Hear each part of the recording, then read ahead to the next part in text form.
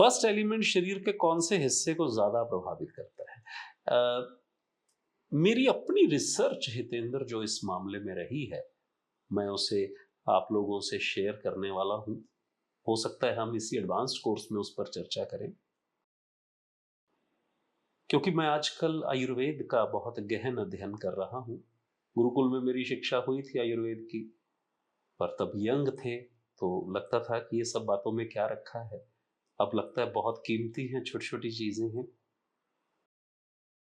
जैसा आपने कहा फर्स्ट एलिमेंट का शरीर के कौन से हिस्से में ज्यादा प्रभावित करता है, तो वास्तव में आयुर्वेद के अनुसार पित्त के कुछ कुछ एरियाज हैं, यानी फायर के कुछ एरियाज हैं। फायर के एरियाज कौन से हैं? लिवर फायर का एरिया है, छोटी आंत फायर का एरिया है, आंख भी फायर का एरिया है। ऐसे ही वायु के कुछ स्थान हैं। लार्ज इंटेस्टाइन वायु की है। वाटर एलिमेंट स्टमक का है। एक आंत के 3 हिस्से कर दिए। तो इस प्रकार से अलग अलग एलिमेंट्स शरीर के अलग अलग हिस्सों में अपनी डोमिनेंस रखते हैं। परंतु जो फायर वाला है वो फायर उसकी आंख में भी दिखती है, उसकी आवाज में भी दिखती है, उसके फेस पर भी दिखती है। तो फर्स्ट एलिमेंट पूरी बॉडी को ही प्रभावित करता है। जो मैं आपसे बात कहने लगा था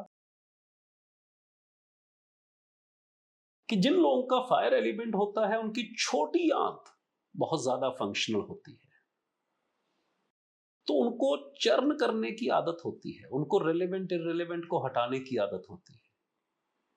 तो जिसकी छोटी आंत का फंक्शन ज्यादा अच्छा है उनका गट बहुत मजबूत होता है।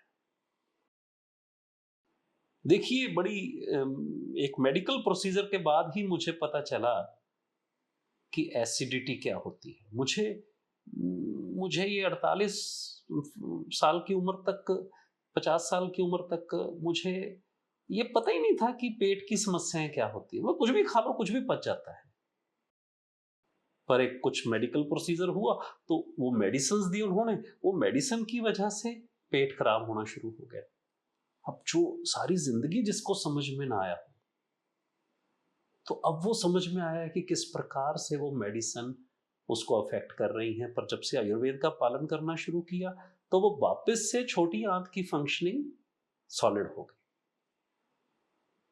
तो जिन लोगों का फायर एलिमेंट मजबूत है उनकी छोटी आंत ज्यादा फंक्शनल होगी, और जिनकी छोटी आंत ज्यादा फंक्शनल है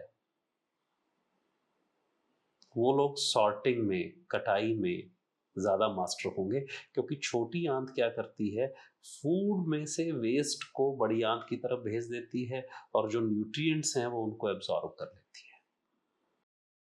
ठीक वही काम एक इंडस्ट्रियलिस्ट करता है, प्रोडक्ट में वैल्यू एडिशन कर देता है, वेस्ट एक तरफ कर देता है और जो उसमें यूजफुल कंपोनेंट्स हैं उनको निकाल लेता है।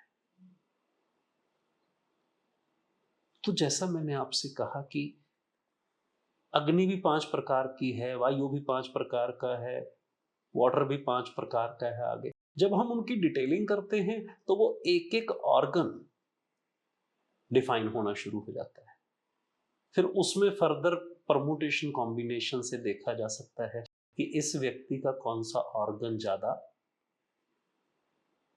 डेवलप्ड है। मेरे को एक नई थ्योरी समझ में आ रही है कि पूरी बॉडी का इंटेलिजेंस सिस्टम है। अगर छोटी इंटेस्टाइन ज्यादा ग्रो कर गई है, ज्यादा मजबूत है, ग्रो मतलब ज्यादा बैलेंस में है, ज्यादा फंक्शनल है, तो वो व्यक्ति एंटरप्रेन्योर होगा ही। और जिसकी छोटी आंत ठीक नहीं है वो एंटरप्रेन्योर नहीं हो सकता। उसको पेट भी अपसेट रहेगा, उसको गैस की भी प्रॉब्लम रहेगी, क्योंकि उसका वात बढ़ा हुआ है। तो उसके पास ज्ञान खूब होगा पर वो ज्ञान का यूजेज नहीं कर पाएगा, है ना। मैं इन चीजों को देख पा रहा हूं और जल्दी ही इस नॉलेज को आपसे शेयर करूंगा।